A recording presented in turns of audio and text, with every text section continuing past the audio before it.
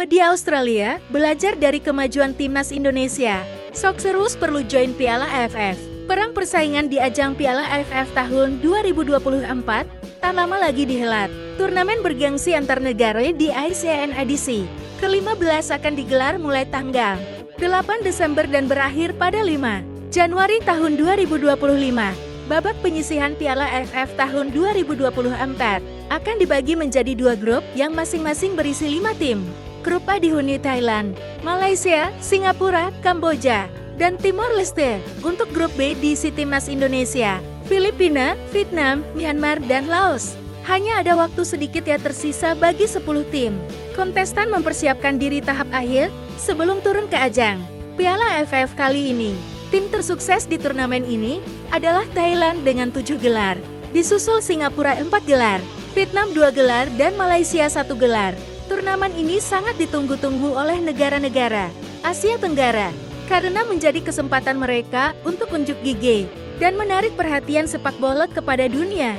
Mengingat reputasi Asia Tenggara yang sering dianggap kurang berprestasi, ada hal yang menarik dari penyelenggaraan Piala AFF, bahwa Australia dinilai seharusnya ikut menyemarakan turnamen 2 tahunan tersebut. Seperti dalam pemberitaan media Australia, The Roar baru-baru ini, Australia awalnya merupakan bagian dari zona Oceania ketika turnamen ini pertama kali diadakan.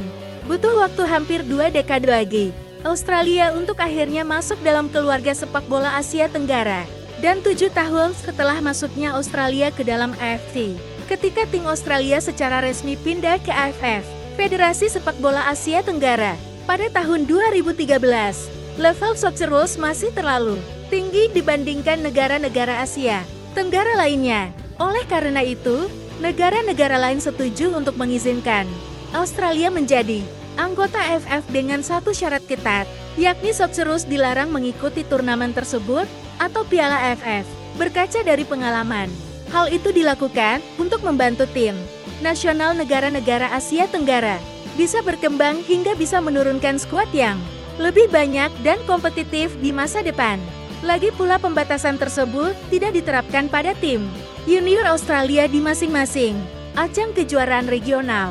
Untuk waktu yang cukup lama, Socceroos hanya bisa menyaksikan aksi negara tetangga mereka di Asia Tenggara dapat melakukannya dengan baik, atau hanya jalan di tempat. Namun lambat laun ada kemajuan dari negara-negara di ASEAN, termasuk melalui keberadaan persaingan di Piala AFF. Contohnya pada kualifikasi Piala Dunia tahun 2018, Australia yang saat itu menjadi juara Asia mengalami kesulitan luar biasa saat mencoba mengalahkan Thailand. Tim Australia menahan hasil imbang 2-2 di markas Thailand, sementara kemenangan kandang 2-1 yang diraih dengan susah payah tidak cukup untuk memberi Australia kualifikasi langsung menyusul kemenangan 1-0 Arab Saudi di kandang Jepang. Di kualifikasi Piala Dunia tahun 2022, Socceroos mengalami peningkatan saat melawan Vietnam, mengalahkan mereka di kandang dan tandang. Meski ada banyak momen menegangkan, tapi itu adalah satu-satunya titik terang Socceroos dalam serangkaian penampilan buruk yang membuat Australia tersingkir ke phase playoff lagi. Meski dalam perjalanannya Thailand dan Vietnam tidak bisa lolos ke Piala Dunia, sementara Socceroos berhasil menembus Piala Dunia Qatar hingga melaju ke babak 16 besar. Timnas Indonesia bukan yang dulu. Kali ini, situasinya jauh lebih memprihatinkan, mengingat perluasan penyelenggaraan putaran final Piala Dunia FA tahun 2026 dari 32 menjadi 48 tim. Timnas Indonesia yang memulai debutnya di fase ini tidak lagi seperti tim Indonesia dulu, dipimpin oleh Shin Tae-yong yang mendalangi kemenangan 2-0 Korea Selatan atas Jerman di Piala Dunia tahun 2018. Indonesia mengalami kebangkitan besar sebagai negara yang secara historis kurang berprestasi.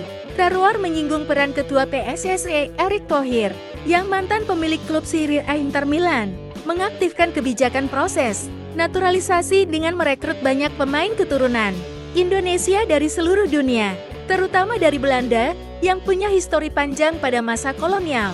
Dampak dari upaya ini sangat besar. Indonesia lolos dari babak grup Piala Asia U23, dan baru-baru ini tampil mengesankan di putaran ketiga kualifikasi Piala Dunia tahun 2026.